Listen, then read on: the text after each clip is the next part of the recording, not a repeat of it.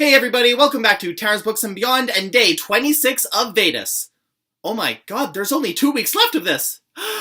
Let's start with what I was able to read for The Empire Striketh Back. Between yesterday and today, I was able to read both Acts 3 and 4, and I'm still quite liking this. The Han and Leia banter is good as always. We also get to meet Lando, and one change that's made for Lando is, well, it's part of the play, and it really fits with his style. He gets several monologues and asides talking about how he's going to betray the group that's visiting him, and how bad he feels about that. And I like that, because it lets us get a little bit more sympathy for him, because, let's face it, it was kind of a dick move that he betrayed them to Vader in their movie. And while it does kind of ruin the twist when Lando says he's going to be handing them over to Vader as soon as he appears on the scene, it does fit within the Shakespearean style, because Shakespeare doesn't really do plot twists. I mean, he does monologues and motivations and reasonings, but he never throws you for a loop. He never does a huge change in everything. Everyone comes out, and whether it's in a monologue to the audience or to other characters there, they just say, hey, this is what I'm about, and if it's a dick move, deal with it. We also get a monologue from Yoda right after Luke leaves Dagobah that shows that he does actually care for him, which is nice, because in the movie, it was kind of mean for Yoda to just say, hey, if you care about the Force, then you have to sacrifice your friends because you're gonna get completely curb stomped by Vader. I mean,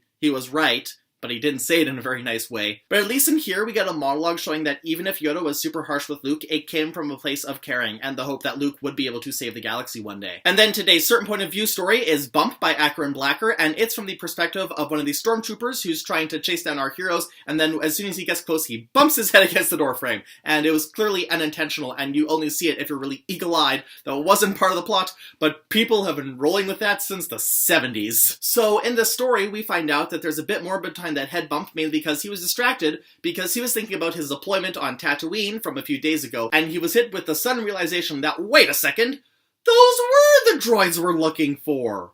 And then he was distracted and bumped his head. Now, the story was good, but it didn't quite thrill me, and I think part of it is because it straddles the line between comedy and drama, but it never quite commits to either. Like, we get some backstory on this trooper about how he basically sold out his entire village when they tried to rebel against the Empire, and for that he was able to become a stormtrooper and join them. And throughout the entire thing, he is parroting the rhetoric of the Empire, talking about how they're gonna crush the rebels, and they're gonna rule the galaxy with an iron fist, all that kind of stuff.